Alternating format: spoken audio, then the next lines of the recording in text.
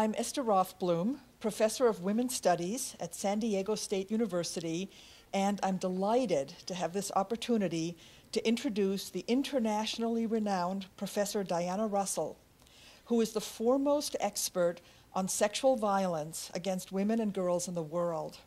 She has dedicated her life to exposing the massive prevalence of sexual abuse and violence against women and girls in the United States and internationally.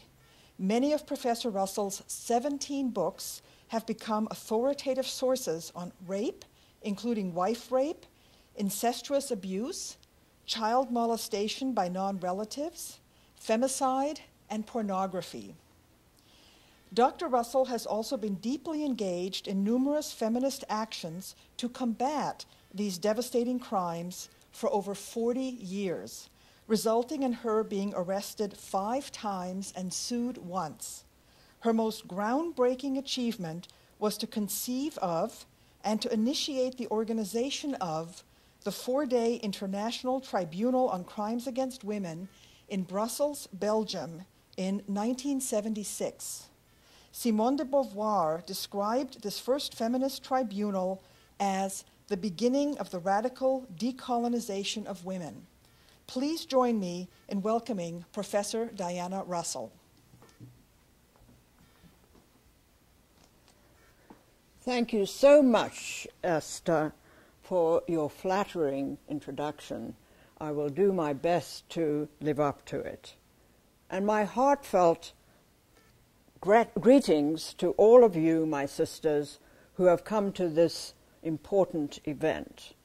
The title of my presentation is The Origin and Significance of the Term Femicide.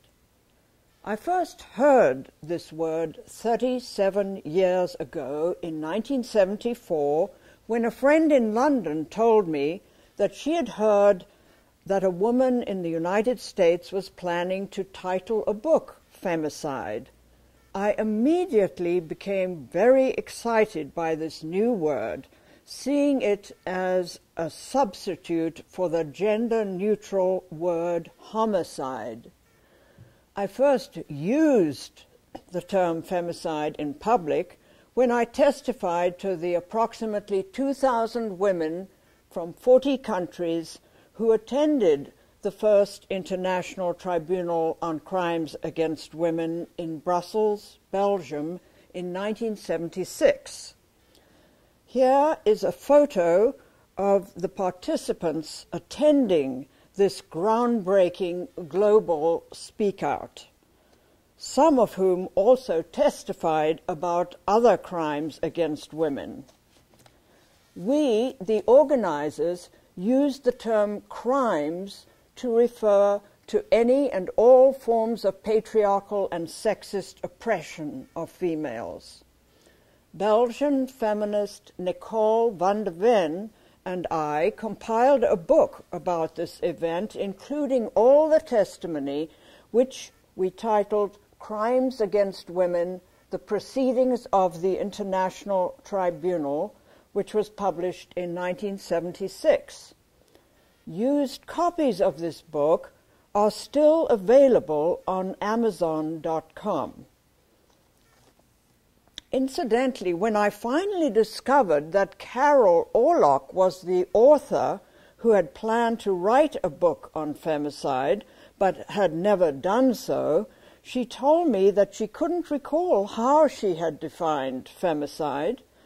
She also expressed her delight that I had succeeded in resurrecting this term that now promises to eventually raise global awareness of the misogynist character of most murders of women and girls, as well as mobilizing them to combat these lethal hate crimes against us.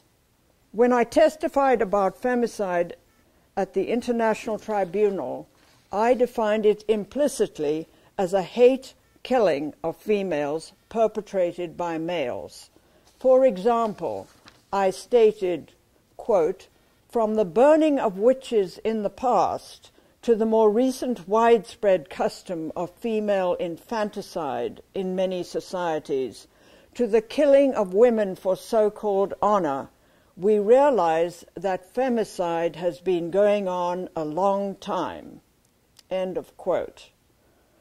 Just as murders targeting African Americans and or other minority groups are differentiated by those that are racist and those that are not, so must murders targeting females be differentiated by those that are femicides and those that are not.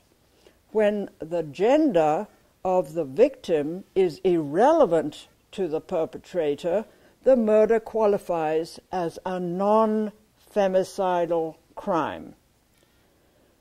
After making minor changes in my definition of femicide over the years, I finally defined it very simply as the killing of females by males because they are female.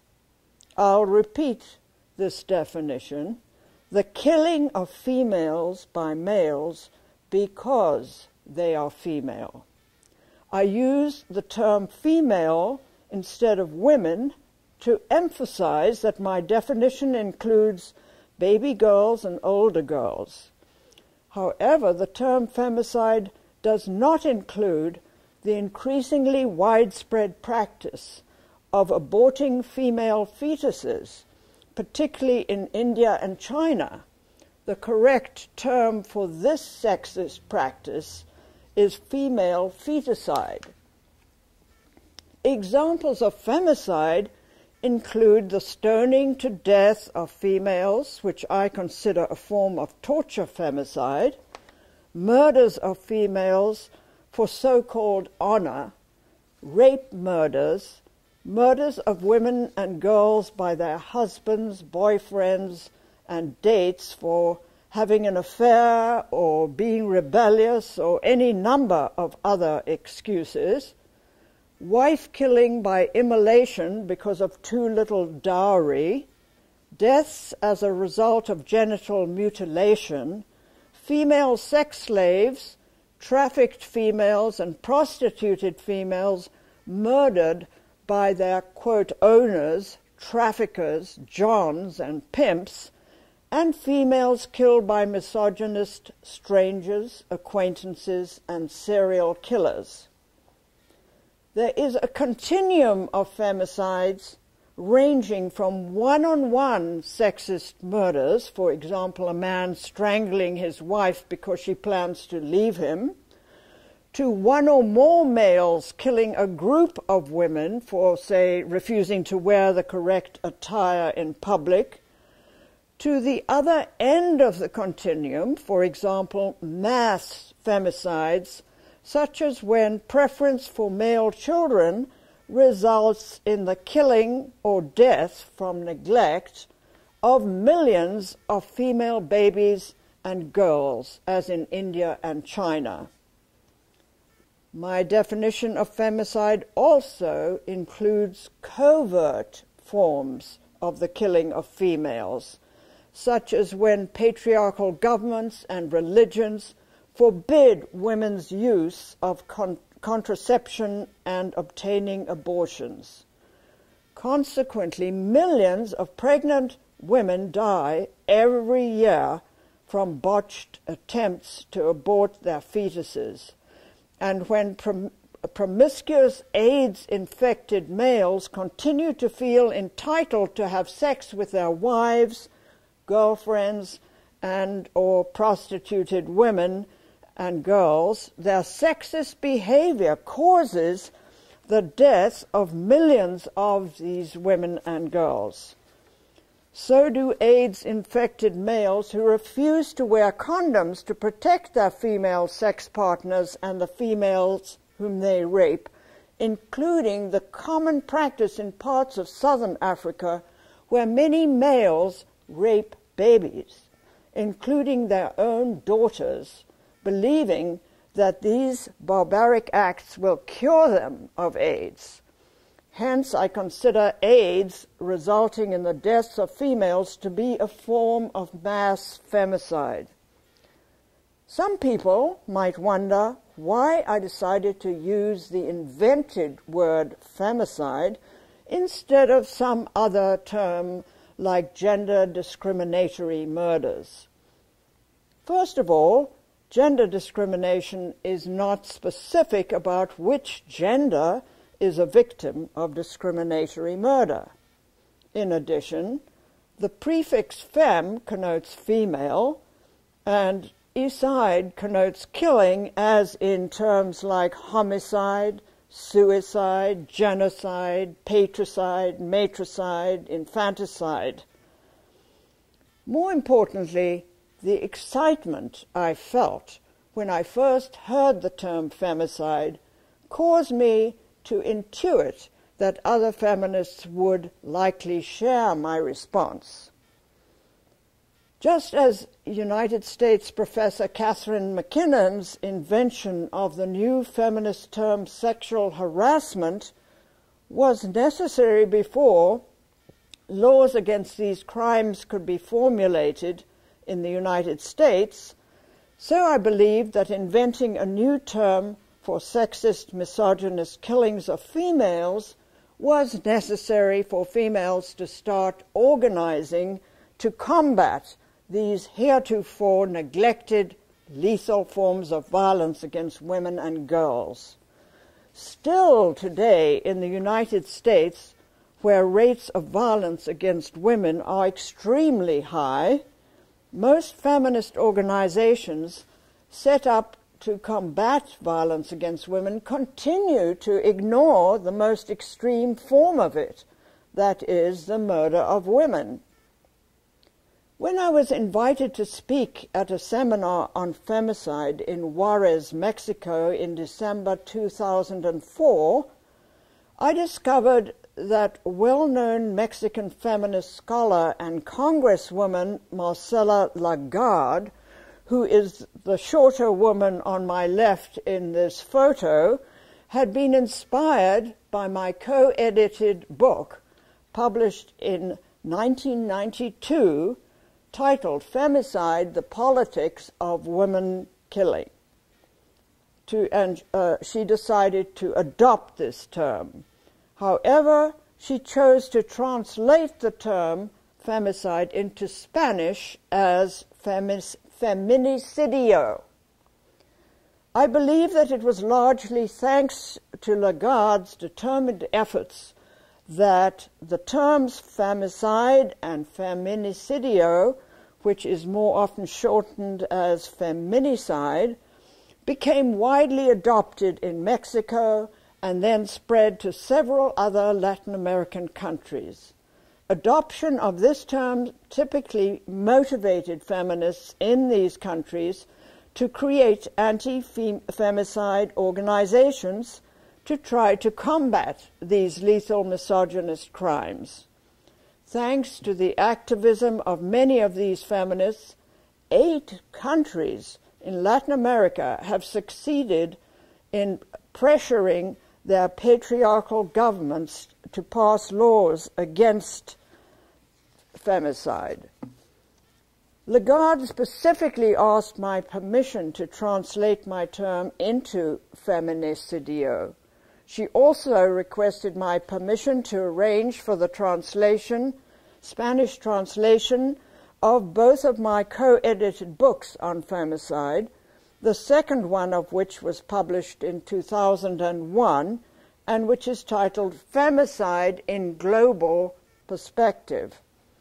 I was delighted at that time to grant Lagarde's requests.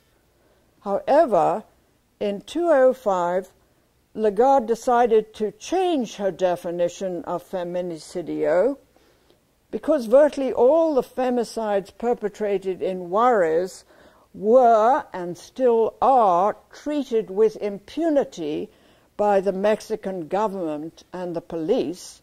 She added this following factor to her definition of the factor of impunity. While Lagarde is certainly correct about the impunity issue, there's usually no punishment for these murders. I'm critical of her adding this factor to her definition of feminicidio. Why, you may be wondering, why am I critical? Here are some of my main reasons. First, because it means that in those cases where femicide perpetrators are arrested and imprisoned, these crimes are no longer considered feminicides or femicides. Second, because while this impunity may also be common in many other countries, this is not always the case. Many femicides in the United States and England, for example, are prosecuted, and many of the perpetrators are sentenced and incarcerated. It is preferable to define femicide or feminicide in a way that can be used globally. Third is that I dislike using terms that resemble the oppressive concept femininity, which while this criticism may only apply to English speakers, this includes massive numbers of individuals in the world, including those for whom it is a second language. Fourth is the unfortunate fact that intense conflicts have developed between many of the feminists in Latin America who've adopted the term feminicide and those who've adopted the term femicide. For example, when I delivered several speeches at a conference on feminicide in El Salvador in 2008, after the director swore to me that her organization used my definition of femicide, I subsequently learned that while the members of other organizations in this country that use the term feminicide had been invited to attend, the members of an organization that used the term femicide had not been invited. This experience highlights how the solidarity that should ideally exist between feminists working to combat the same misogynist murders of female has been destroyed by the competition that has developed in Latin America between feminists who've chosen to use one or the other of these terms. Ever since this disappointing experience, I have become distressed when the term feminicide is used rather than femicide, and I become even more distressed when Lagarde claims that she coined the term.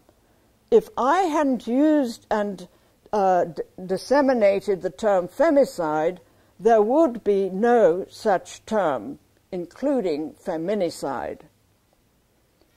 I'd like to begin my conclusion by quoting a slightly edited version of a paragraph of the testimony on femicide that I delivered at the International Tribunal on Crimes Against Women in 1976, a long time before the term feminicide was first used in 2004.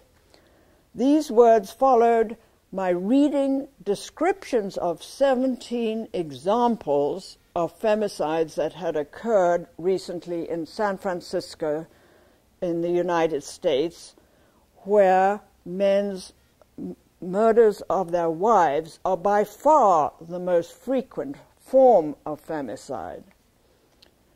To quote, "Men tell us not to take a morbid interest in these atrocities.